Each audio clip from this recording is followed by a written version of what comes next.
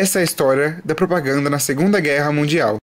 Após a Primeira Guerra Mundial, os Estados Unidos sofreram um péssimo período financeiro, que deu origem à Grande Depressão, também conhecida como a Crise de 29. Ao término desse período, a propaganda americana agarrou-se a uma política em que se isola o país em relação aos outros. Muitos dos cidadãos que participaram direta ou indiretamente da Primeira Guerra preferiam ficar longe de tudo e qualquer coisa que envolvesse custo de vida ou financeiro. A maioria da população via a guerra europeia como muito distante e sem relação com a América. Acreditava-se que os recursos do país deveriam ser empregados uma reconstrução após a crise, ao invés de serem utilizadas em uma guerra do outro lado do oceano. Prevendo um conflito, o governo americano investiu em uma campanha para convencer o público de uma guerra iminente, estimulando o aumento na produção armamentista e criando a crença que o totalitarismo alemão e japonês estavam próximos. Uma vez percebida a ameaça presente pelas forças do eixo, as campanhas passaram a pedir por uma conservação de materiais como gasolina, metais e alimentos, e principalmente convocava o povo para as forças armadas e o auxílio na produção armamentista. Este tipo de material utilizou-se de símbolos nacionalistas, prezando cores e padrões americanos. Era muito comum encontrar cartazes com crianças supostamente patriotas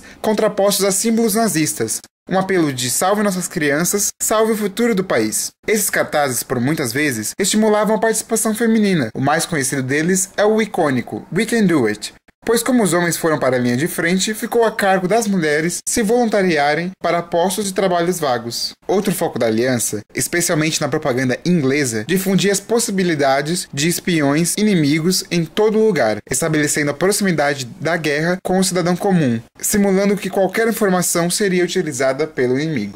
Já na Alemanha, havia uma divisão entre nacionalistas e socialistas. A missão da propaganda era unificar esse povo e prepará-los para uma guerra que estava por vir. Assim como na América, era comum observar pôsteres de incentivo à guerra, porém, diferente dos inimigos, a Alemanha possuía um pequeno parque industrial, o que fazia com que essa propaganda tivesse um foco ainda maior na procura por seu exército. A propaganda nazista fez com que Hitler se tornasse o maior líder do século XX. Sua propaganda focava em uma renovação do orgulho nacional. Os temas patrióticos foram fundidos à ideologia nazista, fazendo com que o Führer tivesse autoridade de decidir o que era alemão ou não. Pôsteres no formato um povo, uma nação, um líder eram itens de importância capital, estabelecendo um tipo de pensamento comparável a uma cruzada santa. Eles estavam em quase todas as mídias, entre elas o rádio, que era novidade na época e foi a maneira que Hitler encontrou para falar com a elite e os grandes líderes militares, além de estimular o recrutamento de jovens.